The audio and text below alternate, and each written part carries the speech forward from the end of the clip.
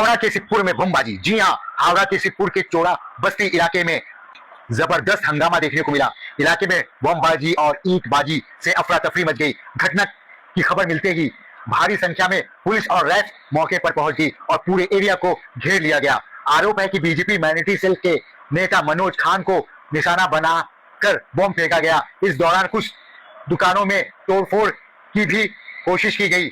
BJP ने इस घटना के लिए तृणमूल कांग्रेस के कार्यकर्ताओं पर आरोप लगाया है। हंगामे में कई लोग घायल हुए हैं, जिन्हें इलाज के लिए अस्पताल भेज दिया गया है। पूरे इलाके में तनाव का माहौल बना हुआ है और पुलिस घटना की जांच में जुट गई है।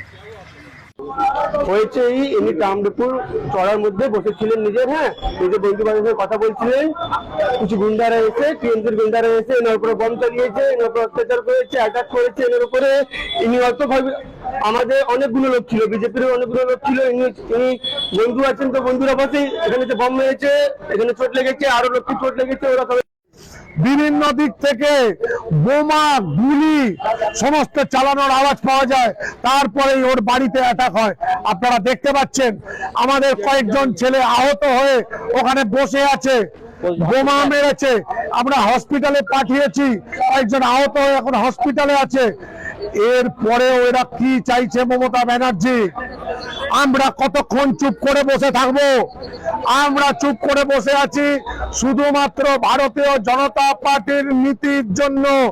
ভারতীয় জনতা পার্টি হিংসায় বিশ্বাস করে না, কিন্তু সত্যি কথা বলছি, দিনের পর দিন যদি এই ঘটনা ঘটতে থাকে তাহলে কিন্তু যোগীজি বা অমিত শাহ যা বলেছে তাই কিন্তু দেখতে পাবেন। আমরা প্রশাসনকে পরিষ্কার ভাবে বলছি যে ইমিডিয়েটলি বড় মিয়াকে অ্যারেস্ট করতে হবে, না হলে কিন্তু আমরা এই শিবপুর থানায় অবস্থান বিক্ষোভ চালিয়ে যাব যতক্ষণ না বড় মিয়া অ্যারেস্ট হচ্ছে ততক্ষণ পর্যন্ত। আপনার নাম? দেবাঞ্জল চ্যাটার্জি, হাওড়া জেলা ভারতীয় জনতা পার্টির প্রাক্তন সভাপতি এবং বর্তমানে রাজ্য কমিটির সদস্য। দেখছি কি ওই তো দোকান আছে, দোকান বন্ধ করছি, আর ওই দিক থেকে ইট পাথর চলতে শুরু হলো। এই দিক থেকে চালালো, এবার আর বন্ধ করতে ওই দিক থেকে বোম পড়লো, বোম পড়লো, এই লাগলো, এই বোম পড়লো লাগলো, ওই দিক থেকে বাম চালালো, ওই আমার দোকানের পাশেই পড়লো। কারা বোম মেরেছে কেউ জানেন? ওই দিক থেকে এলো, ওই দিক থেকে ওই লোক যারা বোমে ছিলেন তাদের? না আমি দোকান বন্ধ করছি, আমি তো ইট পাথর চলছে, আমি তো ঢুকছি ভিতরে, ভিতর থেকে বন্ধ করে দিলাম, কি করবো?